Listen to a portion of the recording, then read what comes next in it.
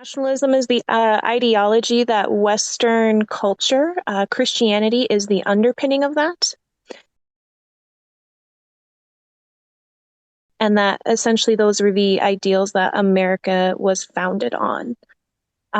So Christians have this idea that America was stolen from them. And they want the systems and laws to reflect what they deem as a Christian morality. I do have a list I can go look up, but kind of some names off the top of my head. There's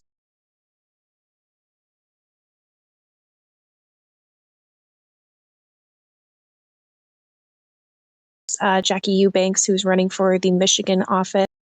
Nationalism. And like I said, I've heard this from other guests, but I just want to get it from your take. How does white Christian nationalism tie into banning abortion? Well, that's a lot that's rooted in their ideology. Essentially, they think that America is drifting away from God. And of course, God doesn't like abortion. Religious. So it's religious based is what you're saying. Absolutely.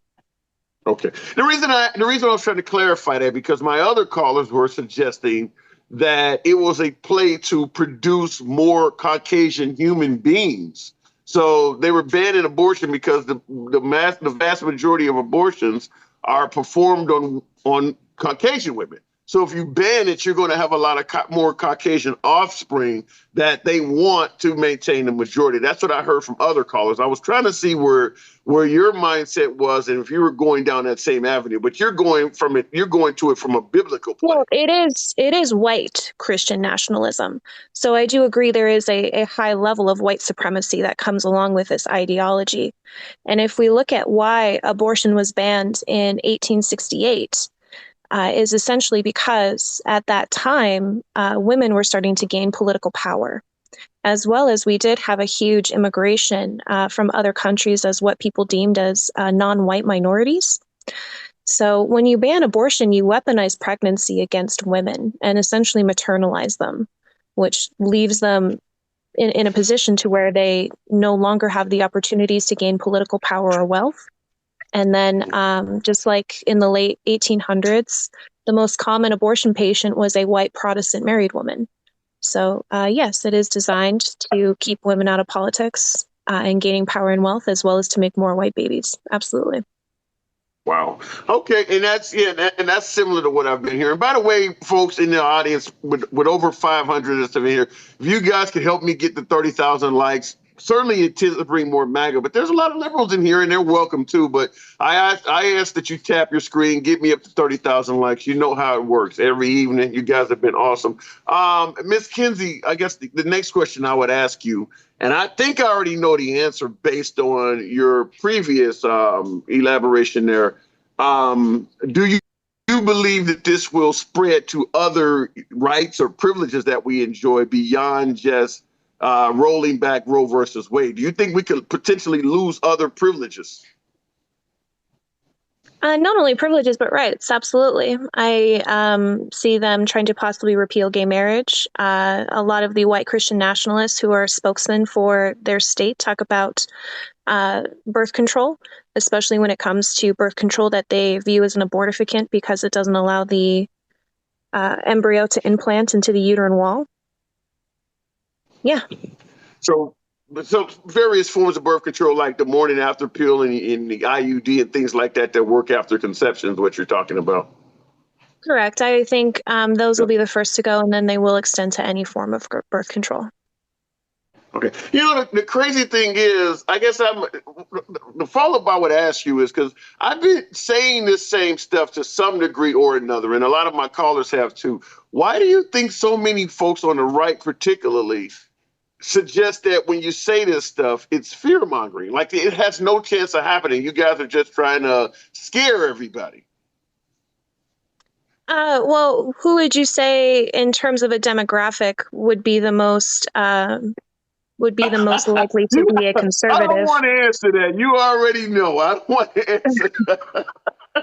So I would say when it comes to identity politics, it would be a cisgendered heterosexual white man.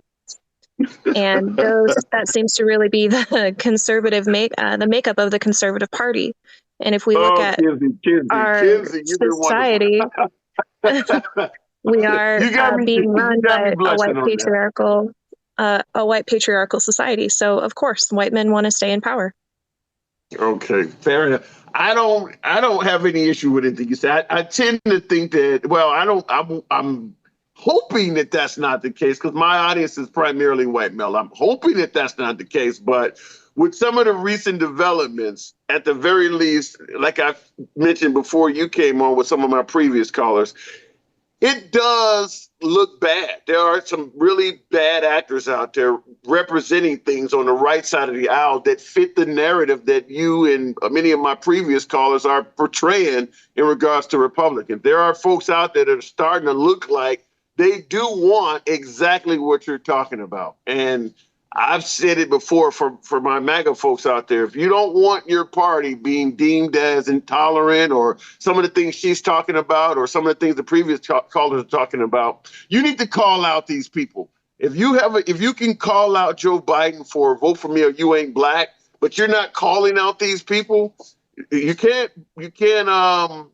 fault folks for questioning your party because these folks are making it look bad. Kinsey, I'll give you the last word. I'm gonna move it on, but wow, you've been a good caller. Like I said, you made me laugh with that. I didn't have any answer for that because I already knew where you were going.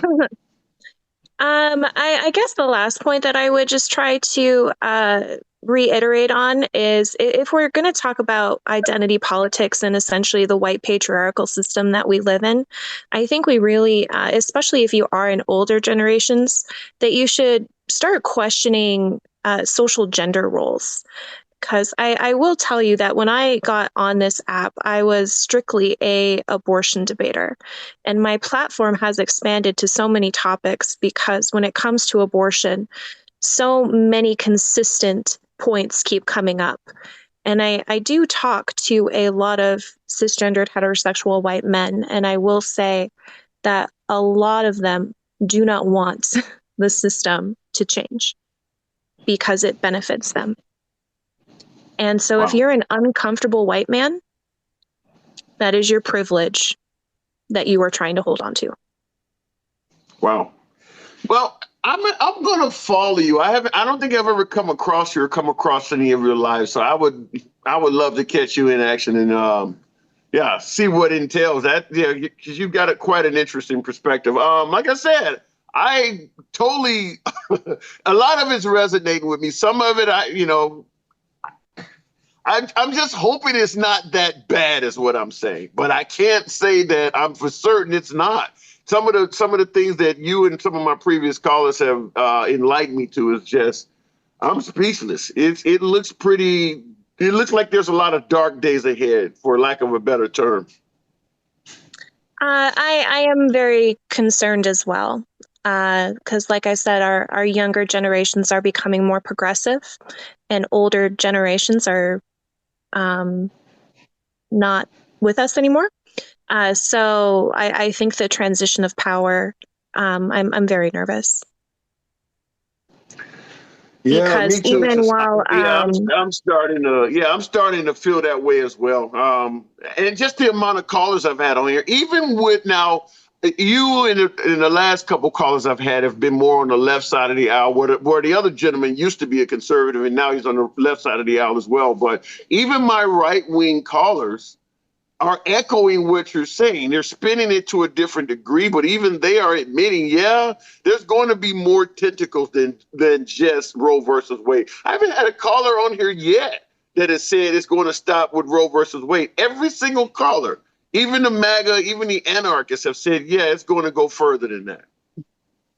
Well, I mean that scares me and kind of I'm glad there is some honesty, because that's not something we typically see from conservatives, but it concerns me that they recognize it and they don't change their ideologies.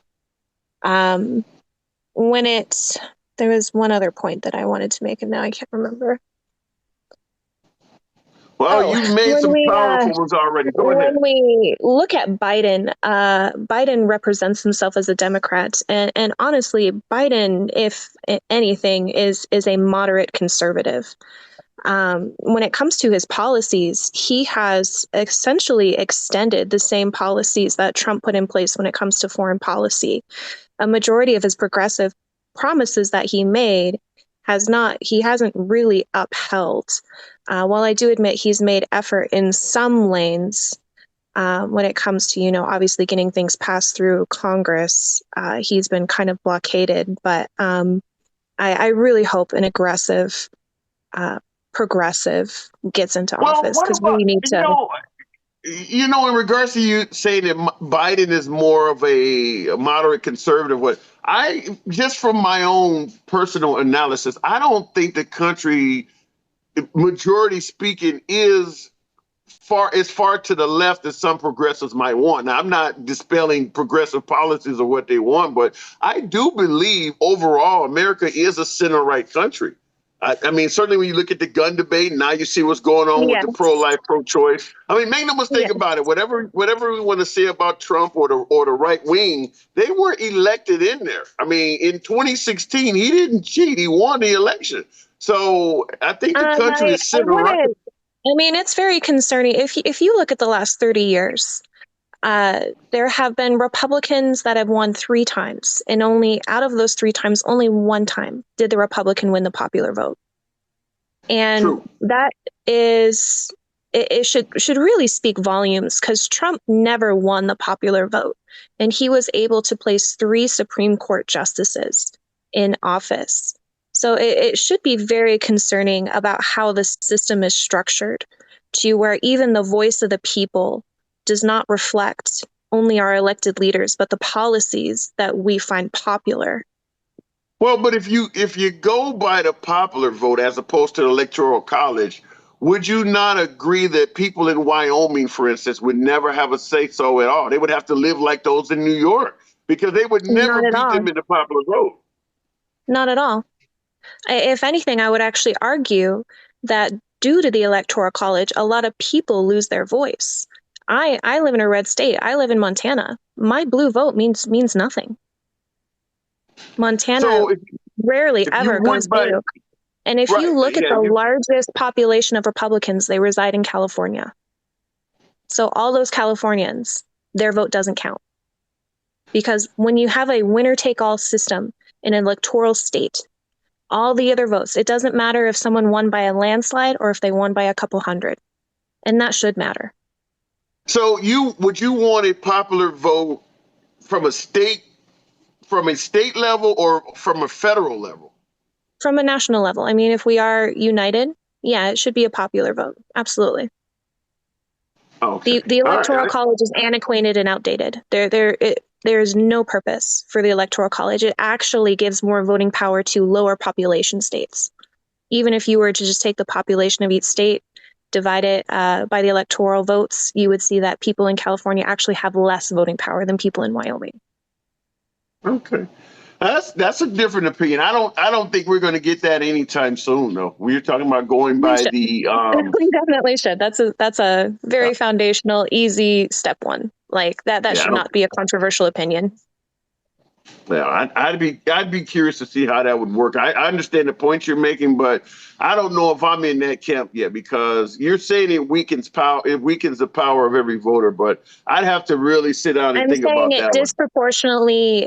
It disproportionately puts power into certain states and not others. Did you know that 95% of campaign spending is spent in 11 states? Give me those 11 states. I'd have to go to my computer and look it up. So I know we have other callers, but if you got some time, fair enough. We can definitely talk again. But the reason I asked that is because I wanted to find out where those states where the population was extremely heavy. That's why I was going to ask that. But it's not the population. It's because those are swing states.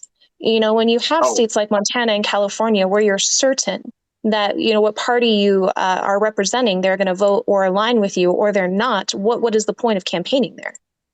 That is true. That's why Hillary Clinton lost Wisconsin. Okay, well, I got to move it on. I do appreciate it. Wow. I don't know. Some of you guys are really opening my mind up on some of this. But yeah, anytime you can come on back, I'm going to follow you because I do want to see your live. I'd be curious to see that. Yeah, if you are curious, I do post some debate clips on my channel. So Okay, well, you definitely gained a follower. I will be speaking to thank you in you. the future. Appreciate it. I You have a good appreciate it. evening. Thank you for having me. You too. You too, Miss. Okay, looking at the comment, looking at Wolverine. Now I know we're going from right, we're going from left to right with Wolverine. I always, no, Wolverine isn't as far right as I'm indicating, but